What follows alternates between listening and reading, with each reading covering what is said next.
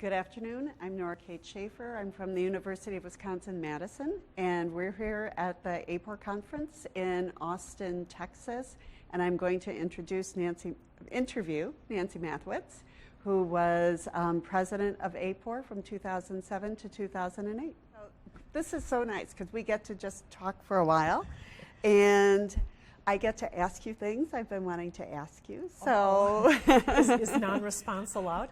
No, Don't actually. know. Actually, we didn't have to go through IRB, and you have to answer everything. Okay. So why don't we start by, if you could tell me something about how you became a survey researcher, sort of the launching story.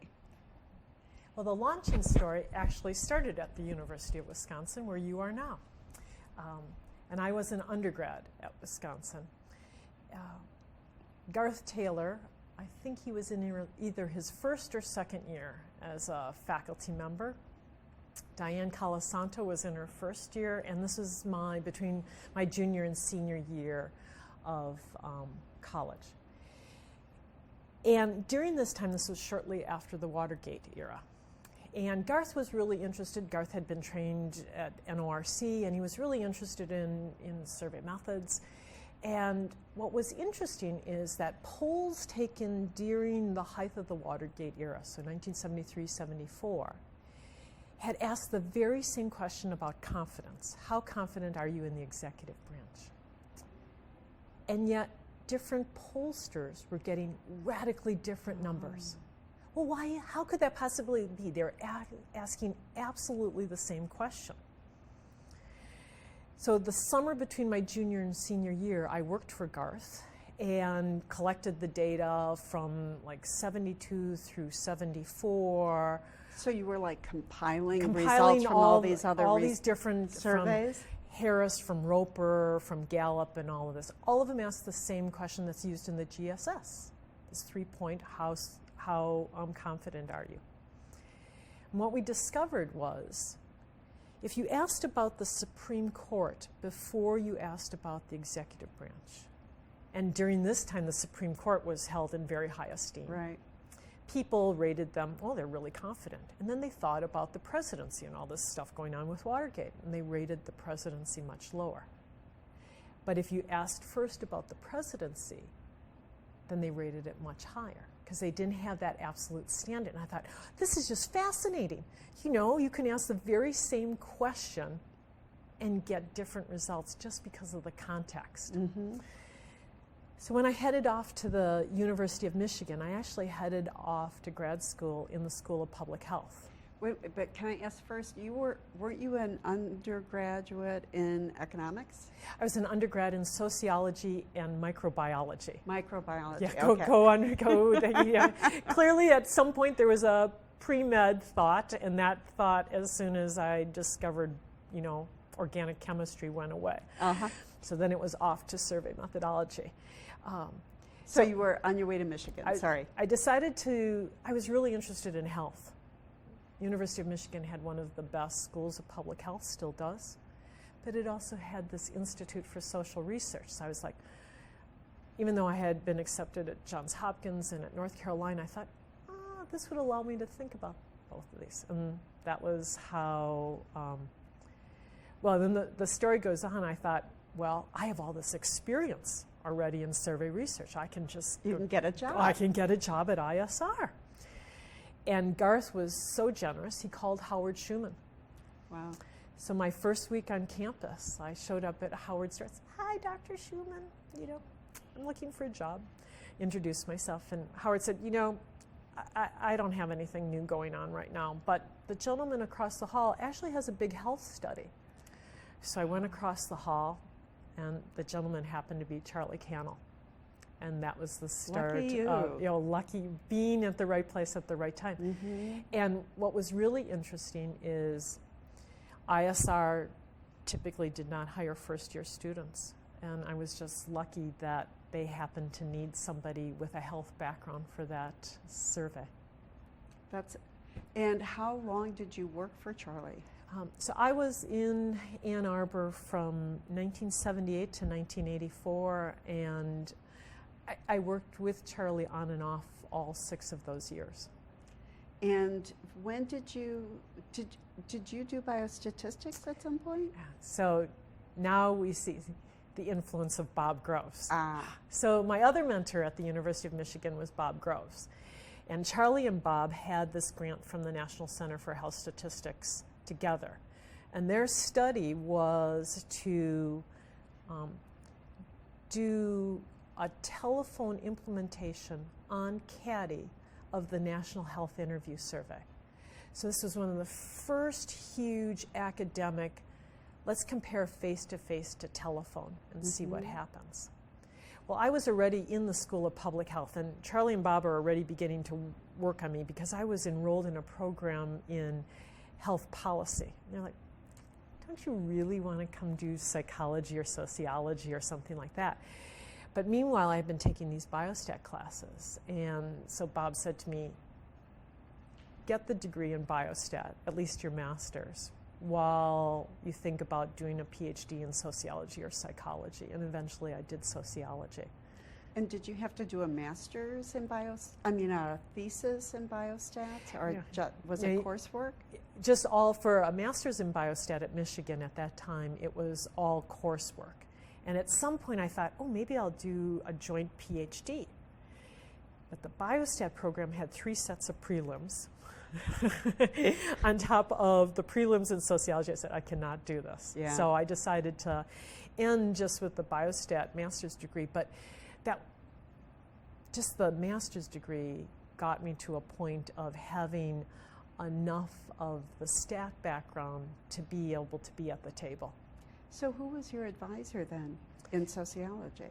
So Bob Groves He had a joint appointment? He had a joint appointment at ISR and in sociology. Charlie's appointment was in psychology. Howard Schuman was also in sociology, but Bob Groves was my official advisor in sociology. And what did you do your dissertation on? Was it the work with Greg Duncan and his data? So you know some of my research. I do. No, I actually did. Some of my first studies were kind of replicating yours. So, so in the middle of my work, so I'd worked with Charlie and Bob, and then Greg Duncan, working in the panel study of income dynamics, had an opportunity to do work to see whether they should be changing questions on their retrospective recall of unemployment. right. And by this point, I was very interested in retrospective recall and the problems with it. Mm-hmm. So I worked with Greg for 1 or 2 years, and we had the opportunity to have validation data. We got companies in the Detroit area to give us their employment records, and we sampled from those employment records and then looked at how well people could report unemployment. So I did Bob and Charlie, Greg, and then I went back and was working with Bob and Charlie when I finished up. But my dissertation work was actually, had nothing to do with any of those things. Actually none of the work I had done with either Greg, Bob, or Charlie. I looked at, I compiled a group of data sets on health and people's reporting of health, and looked at how the effects of long-term recall. I tried to take theories from cognitive psychology and apply them and test them in what we saw as kind of the memory decay curve. So, I'm doing work, kind of in the period early 1980s when CASM, the cognitive aspects of survey methodology, are coming out. When Norm Bradburn is doing, his seminal piece. So that, at this point, people hadn't really thought of borrowing from cognitive psychology. And so that's what the dissertation's on. And when did you finish, and where did you go after that? Oh, well, you're making an assumption that I finished and then went somewhere. I was having a great time in Ann Arbor. Why finish? Why leave? Why finish? Why leave? I was already publishing. Bob and I had written a piece looking at self versus proxy response that got published in the Journal of the American Public Health Association. I was going to conferences. Life was good. And at that point, there was plenty of funding.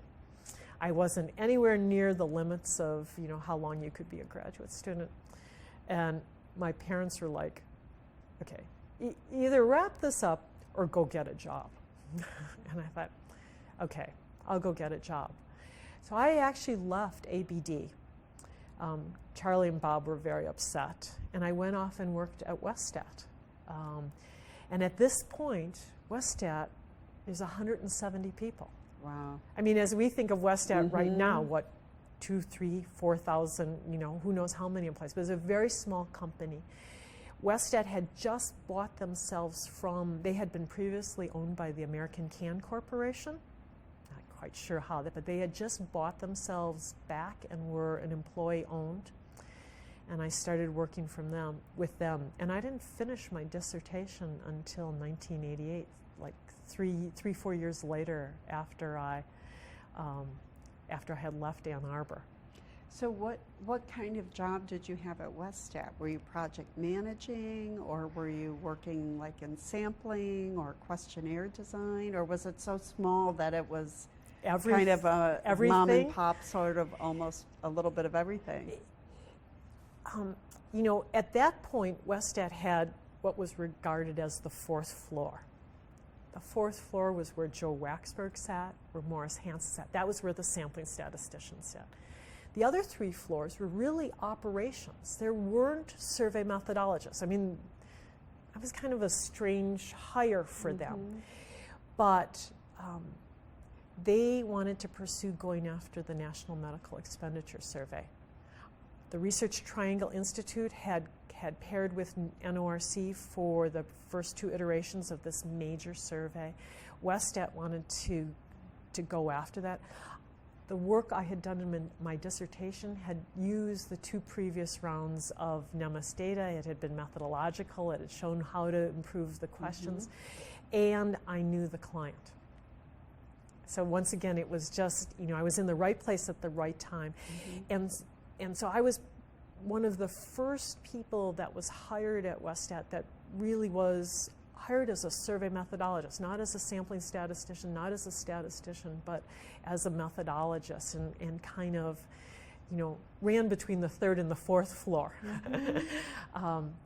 So that was a little bit of a niche, and I loved my job at Westat. So I wrote proposals, I crunched numbers, got to write, got to publish, but my client, at that point, the National Center for Health Services Research, said, let's have lunch.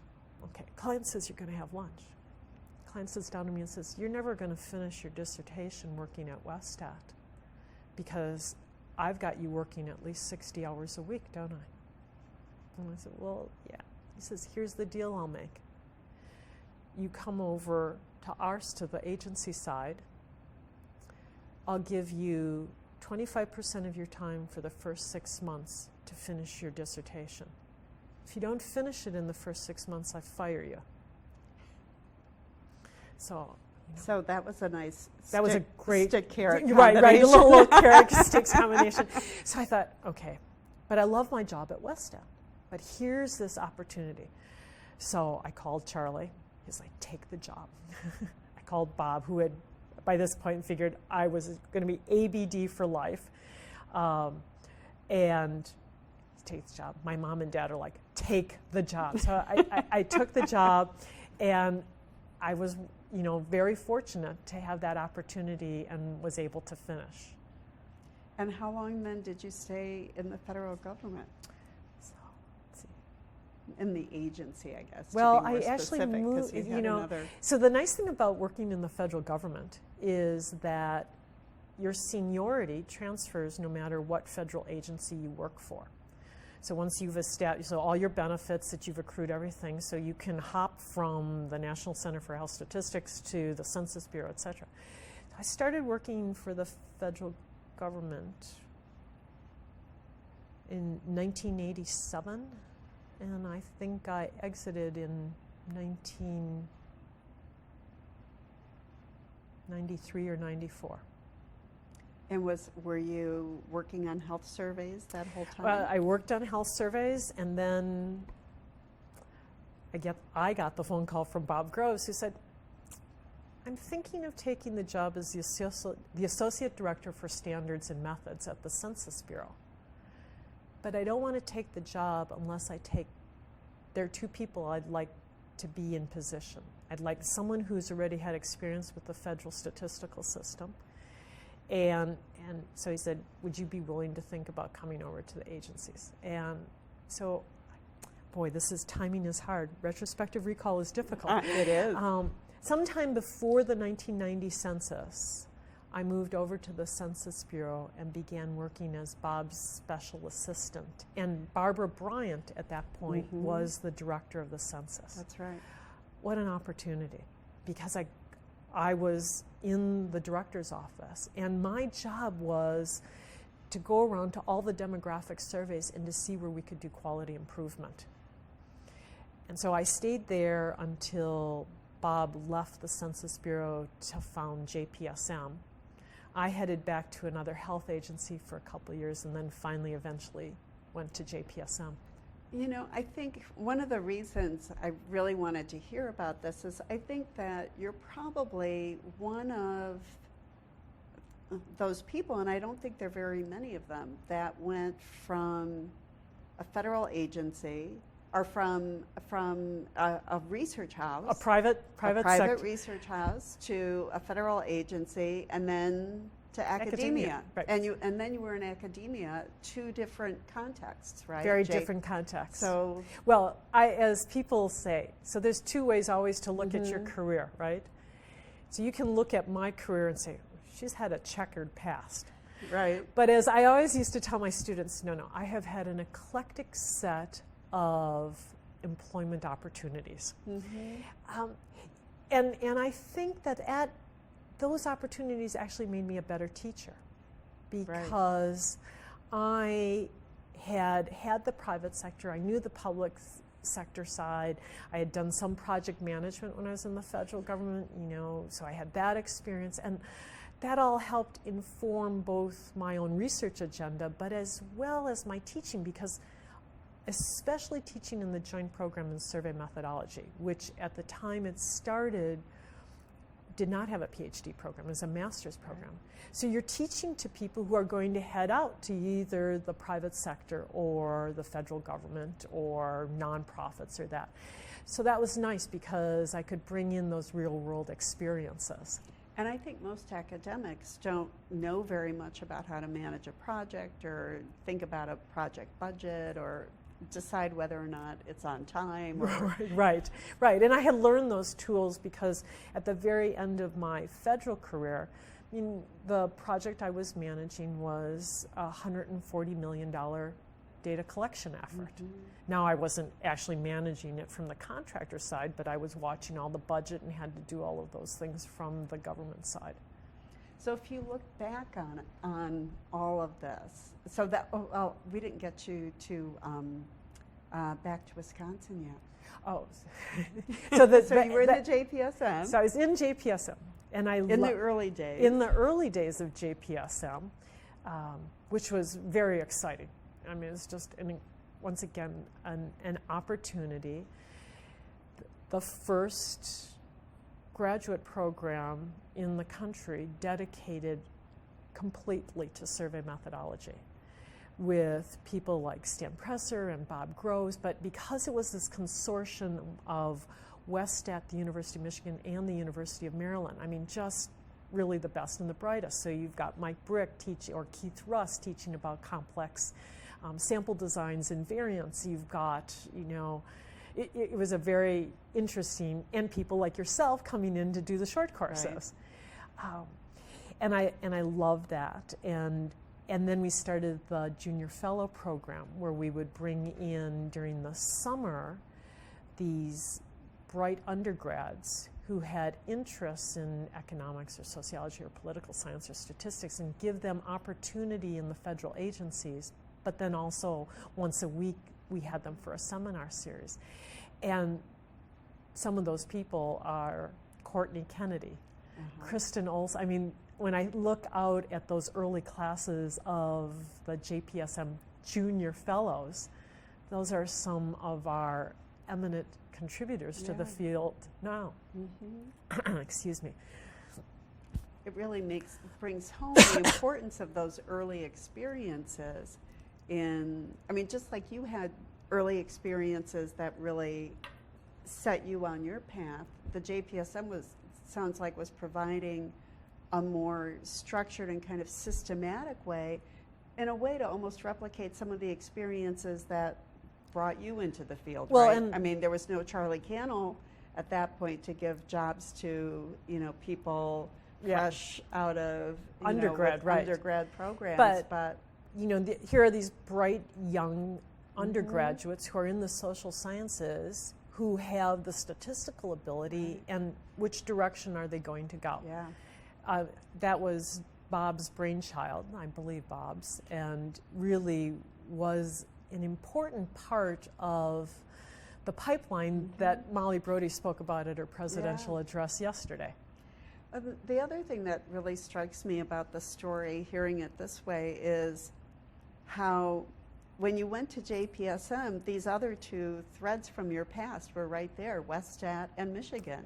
Yes. That it's really, that was all part, right. But it also says something about the history of the development of survey methodology at that time, right? That there were these key centers. Michigan, Westat was one. There were other companies that were like that, but then the geographic proximity to Maryland and the development of the JPSM, because it was so close, Maryland was so close to the agencies and could really help them, just really kind of brought things together, and you sort of embody all that.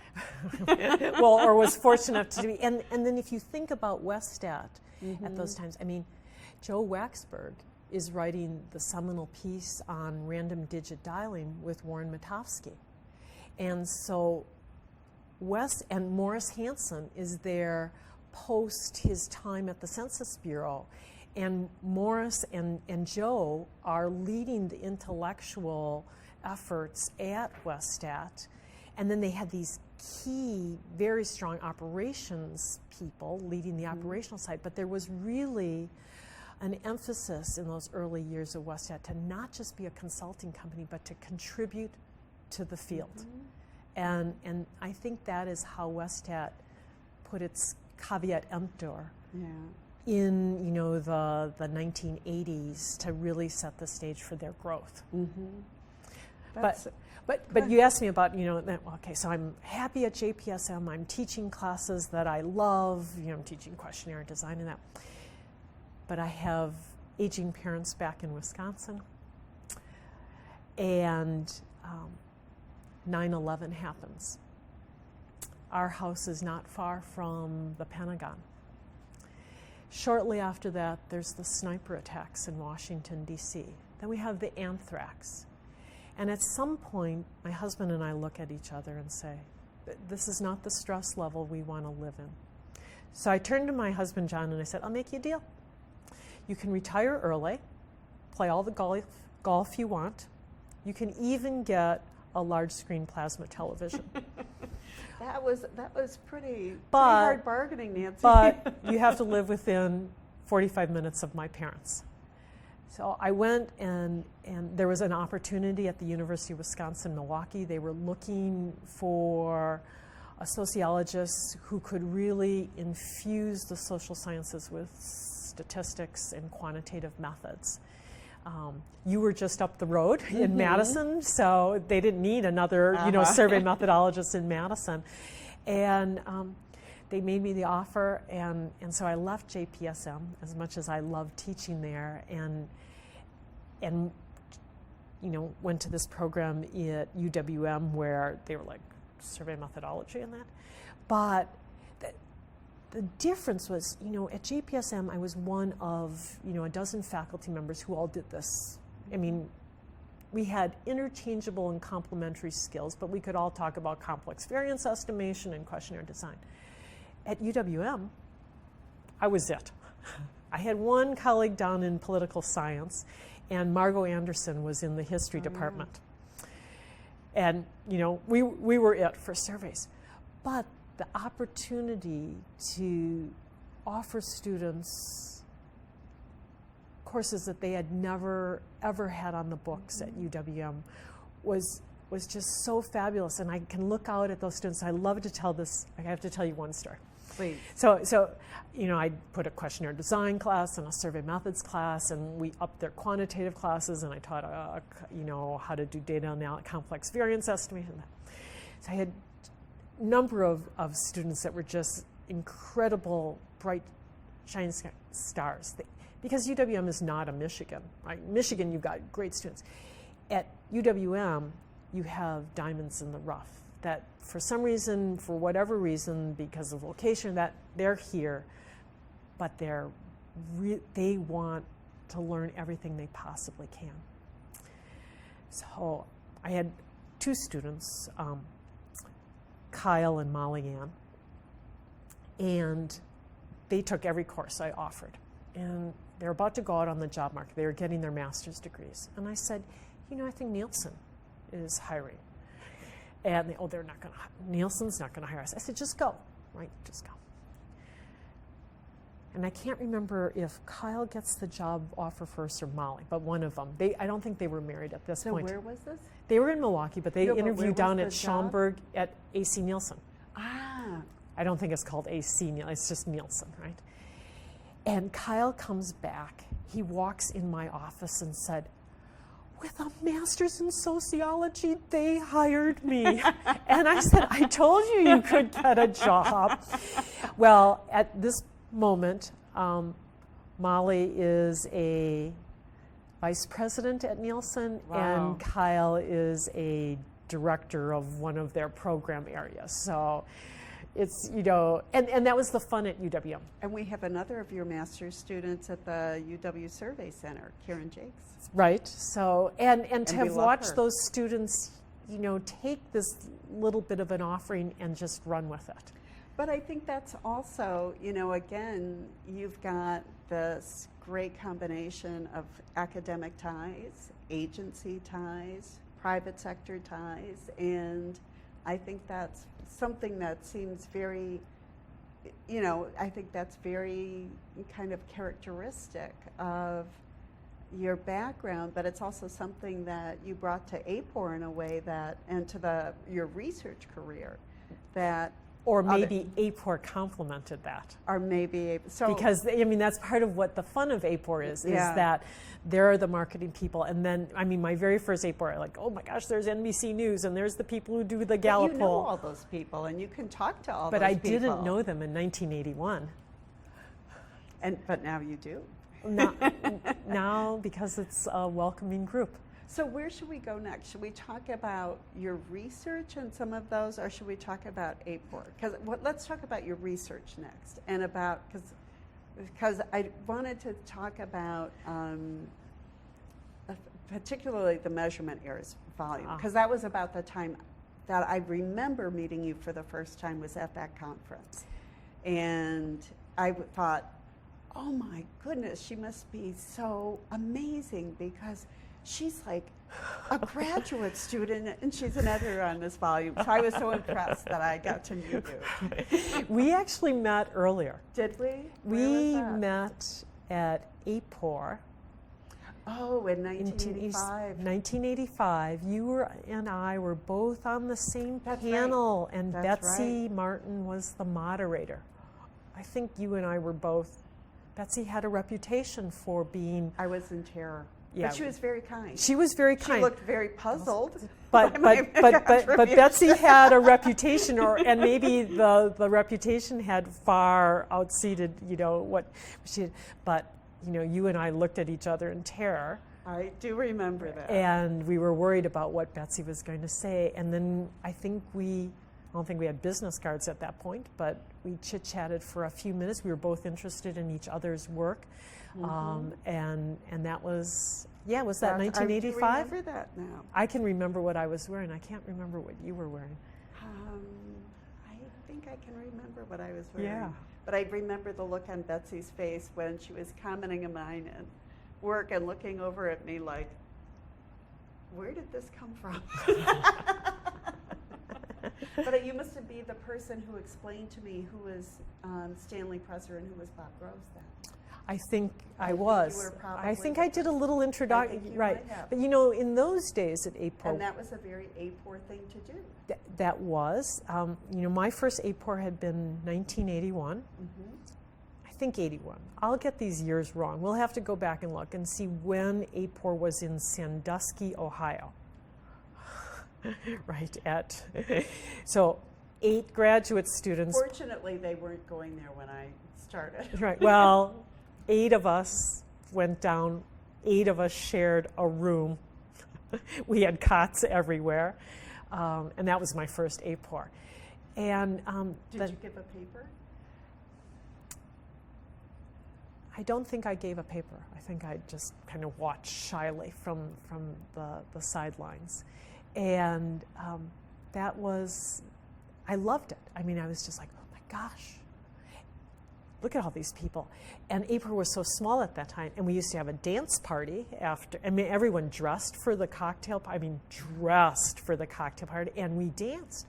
And there you are, a young graduate student, and you're out on the dance floor with Al Gollin, who's just like one of the giants of the industry. Or, oh my gosh, there's Andy Kohut. I mean, so it was small enough that everyone introduced everybody to everybody else, and there was never a sense that you were just a grad student. That's one of the things I must have gotten that from you, that the sense that you could go talk to anybody. If you wanted to talk to somebody about their research, no matter how famous they were, you could do that here. You could. And by 1985, I was still ABD, but I was working at Westat. So Sandusky was your first AAPOR. That was my first AAPOR. And actually, let's go back to the measurement errors just for a bit, because we're still in sort of near that era. Right. So the measurement error conference was 1990. So it was 4 or 5 years after we had met. And this was, once again, great mentors are wonderful, as you know from having Norm Bradburn as part of your mentorship. So Bob's had called me and said, we're thinking of putting together this measurement error conference. We need someone who does the questionnaire design and retrospective recall part of this. Seymour Sudman is going to be one of the editors, Lars Leiberg, Paul Beamer is going to, and Bob and myself. So, oh my gosh, what a group to have. And the way those conferences in the early 90s went is that AAPOR, the American Statistical Association, and sometimes some of the other organizations put in the seed money so that in case we didn't make a profit from the conference, we'd break even. But they'd put the seed money in, and then the contract was that any profit from the conference as well as the royalties from the volume would be returned back to the organizations. And so that was the measurement error conference, which was really an interesting conference because I think it was kind of the beginning of the focus in kind of this total survey error approach, that we really need to think about both the sampling side and, I don't like to say the non-sampling, but the measurement side of, and really look at that as a total package. Do you remember, was that the second or third conference in that series? Think about, I can't remember. You're asking me these retrospective recall questions again. I can tell you how bad it is. Interviewer, Nancy. Yes, okay. You can just say I don't know. I don't. Because I think there was the telephone 1980 volume was 1988 maybe, and I think there might have been an establishment survey one, but it was a very, I think that whole effort to do those volumes, to kind of really call on the research community to, focus on some topic and, kind of bring a lot of intellectual force to bear on some part of the field. I think those volumes were really important in defining the field. And I think the measurement errors volume was a Bible for teaching for a 2 long decades afterward. And what was interesting, so these conferences, you could only everyone was a participant. Yeah. And so it was small enough that the interactions could be, intense. You could follow up on ideas afterward. We were all at a lovely resort for, these 3 or 4 days. And that intensity, I think, there was such enthusiasm. And because there was the promise of this volume, which we turned around, so that conference was in November. We had that volume out by June of the next year. And the review process was really rigorous. Yes. And there were many rounds of feedback from, and the quality of those papers, it kind of reminds me a little bit of the American Soldier Measurement Volume. When you go back and read that, it just blows you away, the level and quality of thinking, analysis that they were doing with card sorters, you know?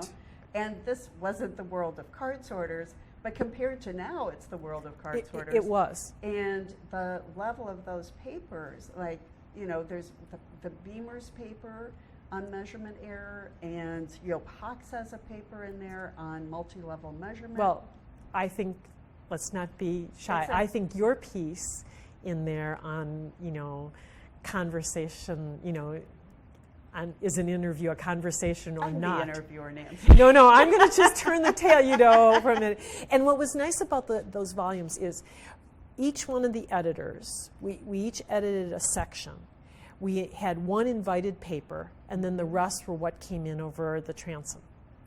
And so the lead of every one of those sections has the invited paper. Yours was the invited paper from one of those sections.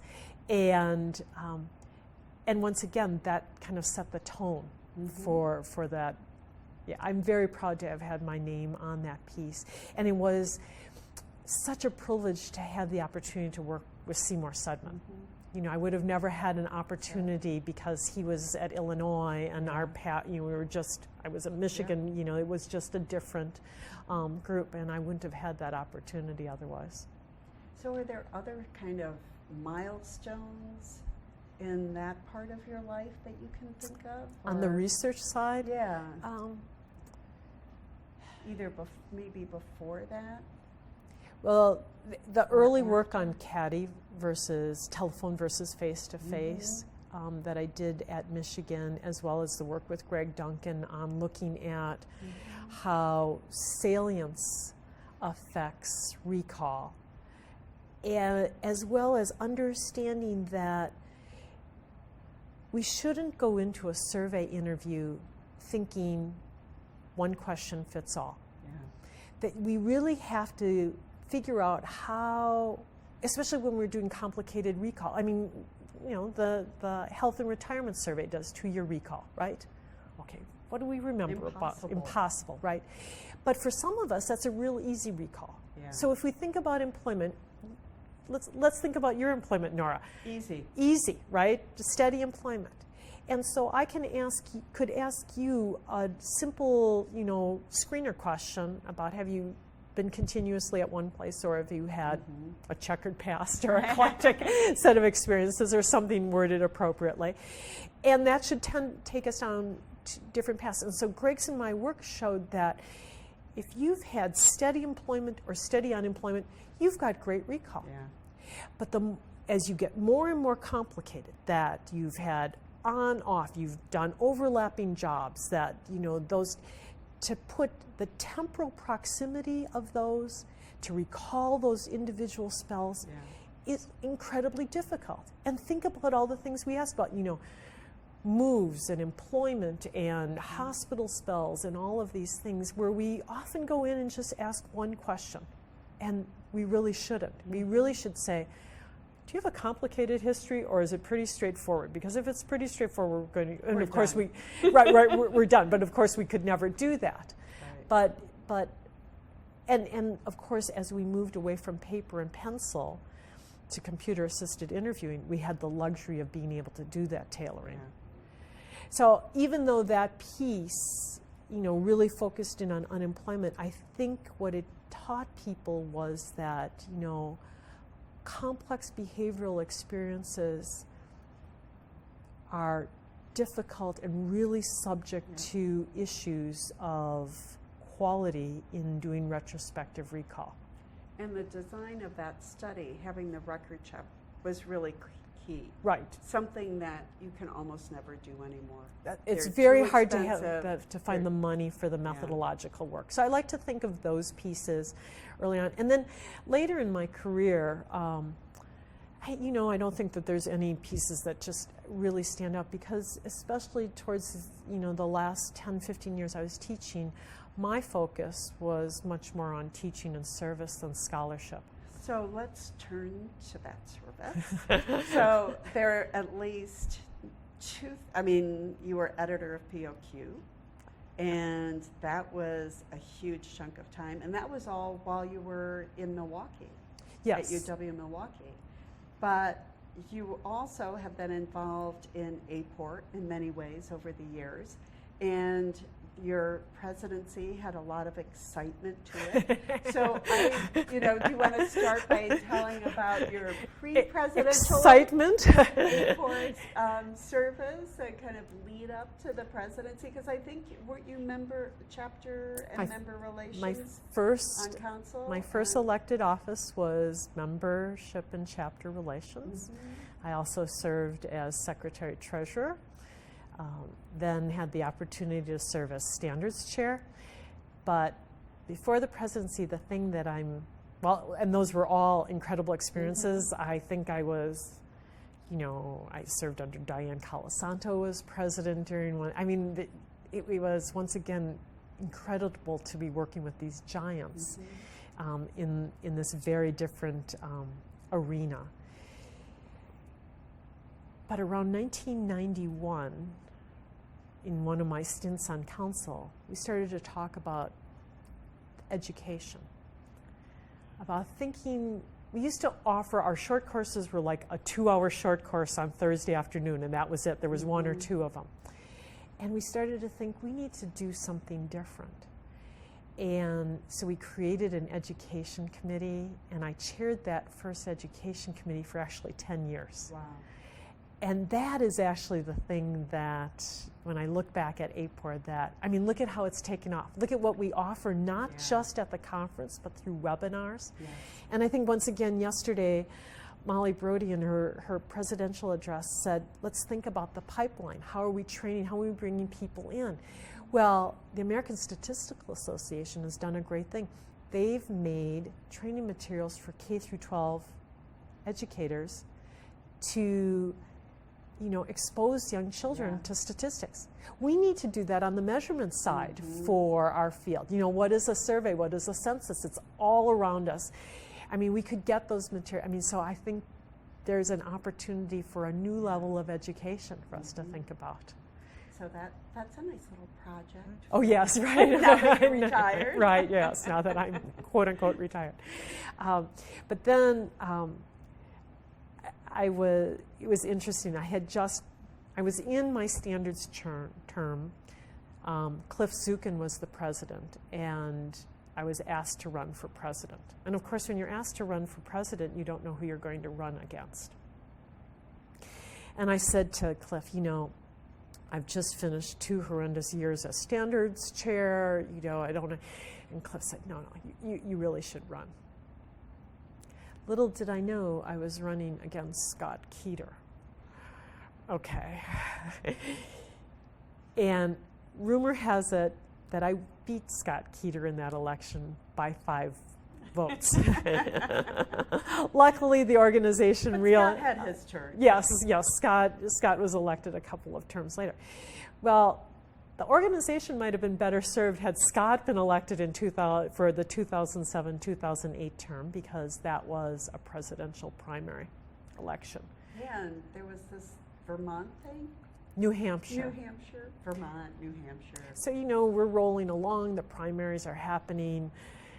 This gentleman named Barack Obama pops up in Iowa, right? There's a new kind of, it's McCain versus Romney. It's the usual. Things go well in Iowa. We have some eminent AAPOR members who do the Iowa poll, and that's. I wake up the morning after the New Hampshire primary to the phone ringing. Now I'm living in Wisconsin at this time.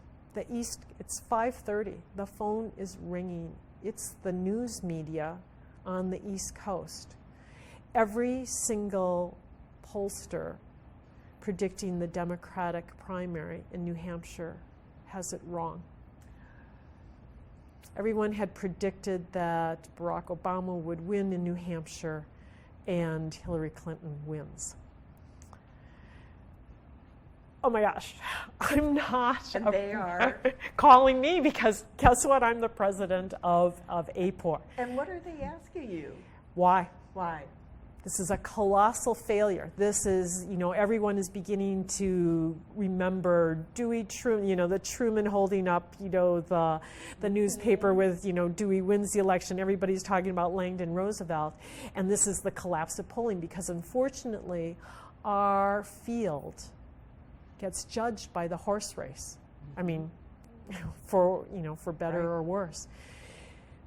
Well, so I quickly had, I knew enough about primary election, but, I was not a person who modeled, to figure out who likely voters were. But at least I had really good people around me, people like Scott Keeter, people like Frank Newport, like Mike Trogut, who I could call and say, okay, we've got a problem. And who was your first call? Mike Trogut.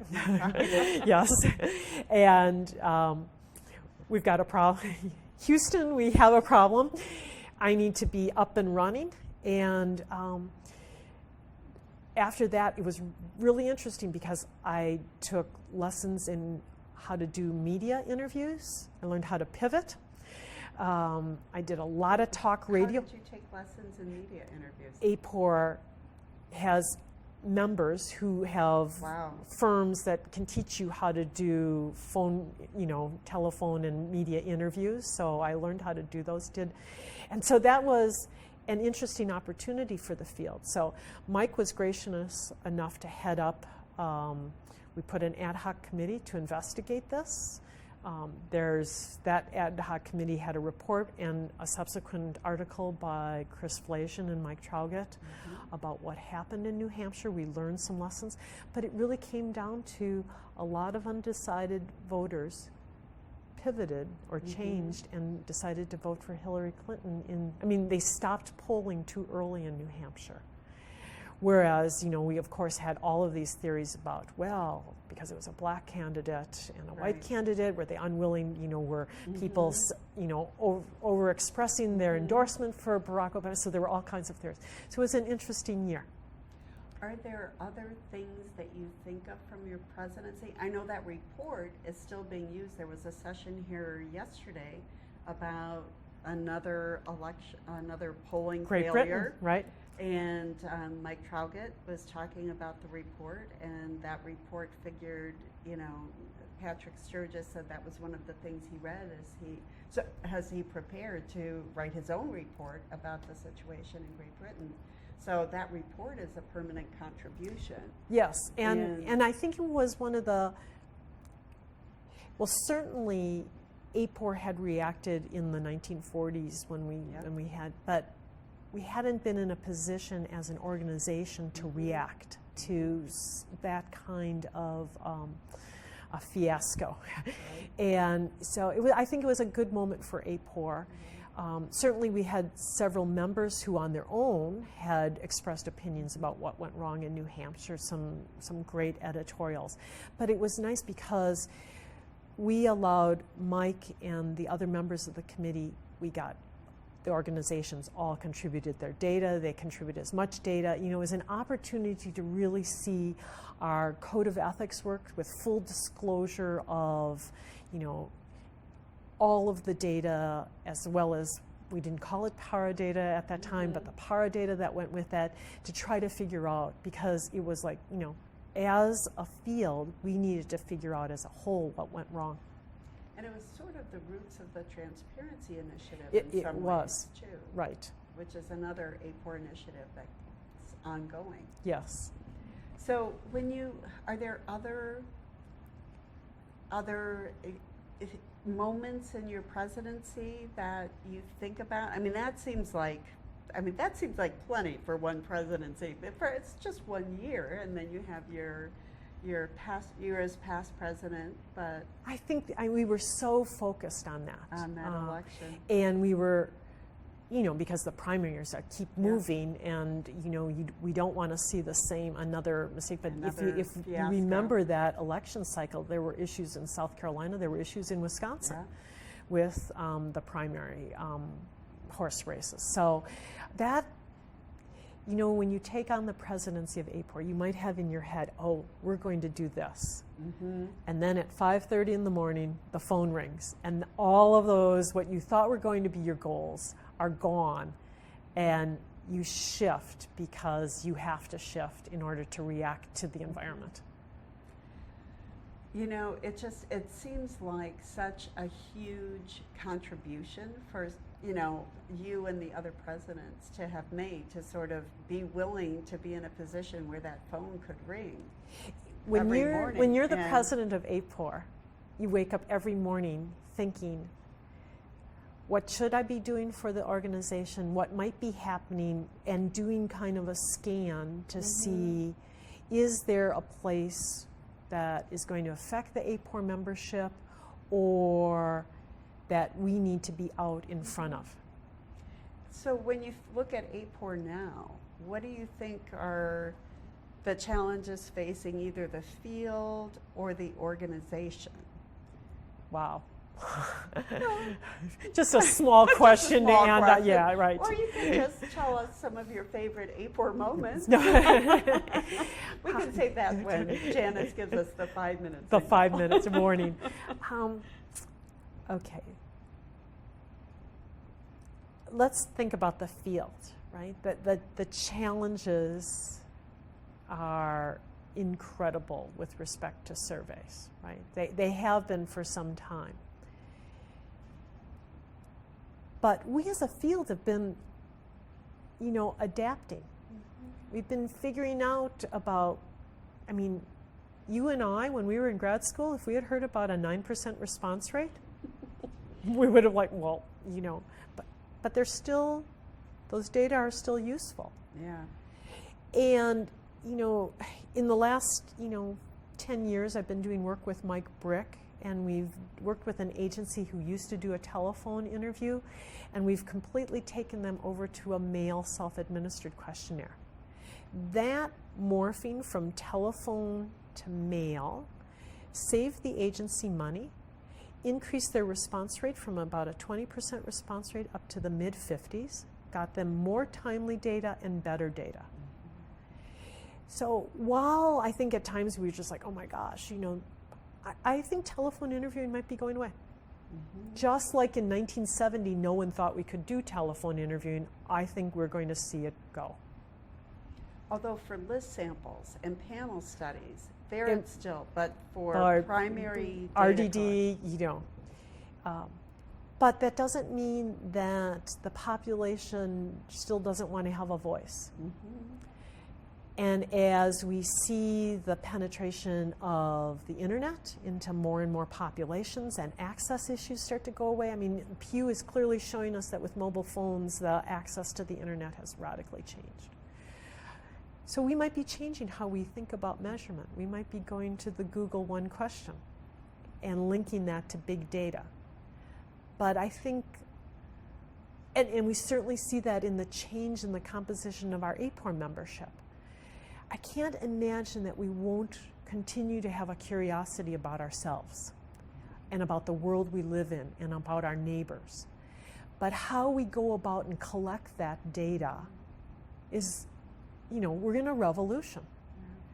And the tools that we use both to collect that data and to analyze that data are rapidly changing. And that's what's exciting about looking out at the AAPOR composition now, because the discussions we're having about big data and paradata and organically grown data are just, we didn't have those discussions 15 years ago.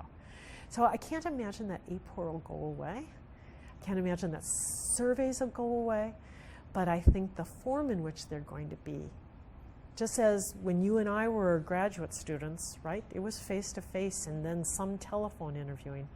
Yeah. Who knows what it's going to look like for that generation of scholars that we've recently educated when they're sitting in this chair 20 years from now. So we have just a few minutes left. And, there's just, it's kind of hard to pick.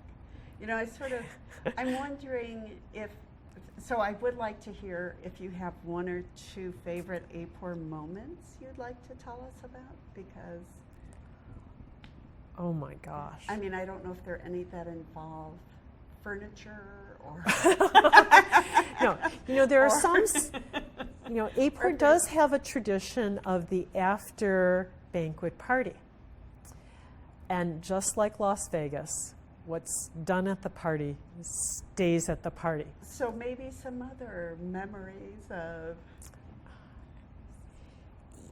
I can't think of any particular, single moment, but just this esprit de corps that you come into the dinner, and you might have come in with your one or two of your friends, and you sit down, and the person sitting next to you is Don Dillman. And you'd not met Don Dillman before. Or it's Kathy Frankovic. And now Kathy's living this life of CBS News. And I'm in this life of, the public sector. And we start talking about standards and that. And so I don't have any one, I could go through a litany of people that I had fascinating discussions with over at a cocktail party, or learned about parts of the field that I never thought I'd be talking or learning about. So unfortunately, I can't think of any one moment, but kind of have a whole cloud of very densely populated moments that stand out. Do you think there's some way, AAPOR is so much bigger than it was when you were in Sandusky or whatever, and is there some advice you would give AAPOR to keep that for, or because I think some of that's structural, right? Because if everybody's at breakfast together when they're kind of half awake and bleary, it does build a kind of camaraderie. Well, we aren't at breakfast together anymore same way, but right? you remember, so, we can reveal to everyone, Nora and I used to go on the walk for many years. And we would walk into the breakfast, and breakfast wasn't a sit-down, it was kind of a buffet, and then you just grabbed a table. And there would be, Seymour Sudman sitting at the table, and you and I had finished the walk, we're still in our shorts and t-shirt, and we're having a discussion with Seymour Sudman. So it's really hard to have a dinner for 1,200 people or 1,400 people. But by keeping some of those, so maybe we morph to a food cart where we have this rotating cocktail. I think the extent to which we provide the opportunity to allow fresh young scholars and professionals to be able to have those conversations, if we can provide a structure. So that structure might not be the sit-down dinner for the rest, the next 25 years, but maybe it's a longer cocktail party. Or what we saw now beginning to happen on Friday night, where we have all these different cocktail parties, or Westat had an open cocktail party last night. And that's great, because you never know who you're going to meet and end up in a conversation with. And that gets us thinking out of either our academic or our commercial, and to think, wow, they're using those same tools that I'm using here to address this question here. And that's just a fascinating part of our field. Yeah. Well, I want to thank you, Nancy, and I also want to say that we didn't get a chance to talk. It's hard to talk about something like your service as POQ editor, and we didn't talk about the AAPOR award, which you also won. But I think I just want to thank you for talking. I want to thank you this for. Was fun. And I just want to put for the record, Nora and I became lifelong friends starting at AAPOR. Yeah. So you never know who the person you're going to be sitting at a panel with, how that's going to develop and influence and be a part of your life for the rest of your professional and personal life.